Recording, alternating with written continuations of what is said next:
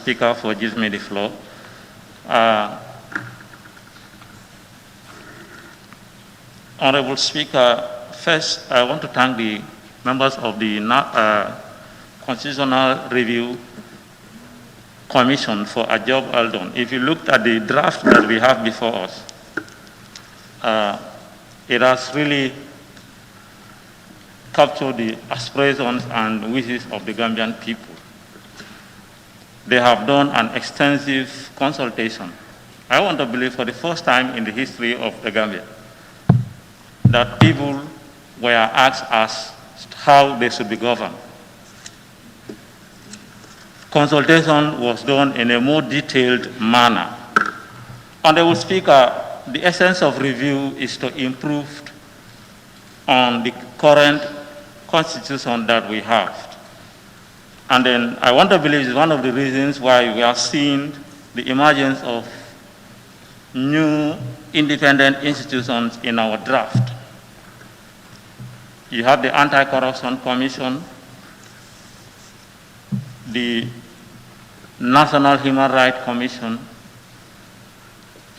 We cannot strengthen our democracy in the absence of such institutions. So I believe the draft constitution, if you go through it, you will find out that an expansion has been done in that area. Honorable Speaker, the Teacher Service Commission and the Health Service Commission are all new elements that have come across in the draft. And these are all institutions that are really essential. These are all institutions that are really important to care for the people that are affected in those sectors. So I believe the draft constitution, the National Assembly members will have the opportunity to go through and then look at it in detail. Honorable Speaker, the public finance also is another area that has been exhausted. Transparency and accountability is very essential to ensure democracy, and we need to have protective mechanisms in place. They are really key.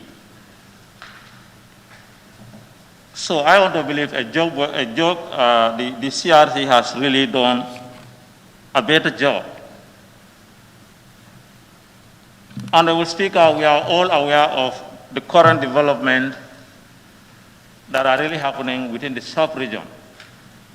It is important that we have what is called a presidential term limit. These are all measures to control, these are all measures to protect the people,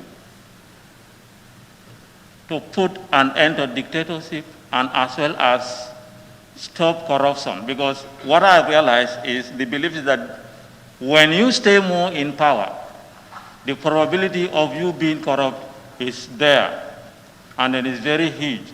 So this is why I think we are one of the few countries, if not the last country in the entire sub-region, where in our current constitution, we don't have a presidential term limit. And then we must not stop at having only presidential term limit, but we must entrench this particular provision in the constitution to an extent that nobody will be able to amend it to go for a third term or whatever. We all know what is happening around Africa.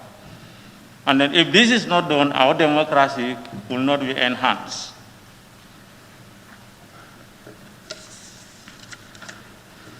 Honorable Speaker, the National Assembly in the draft constitution is being looked at, and then the autonomy of the National Assembly is one of the things that is really extensively looked at.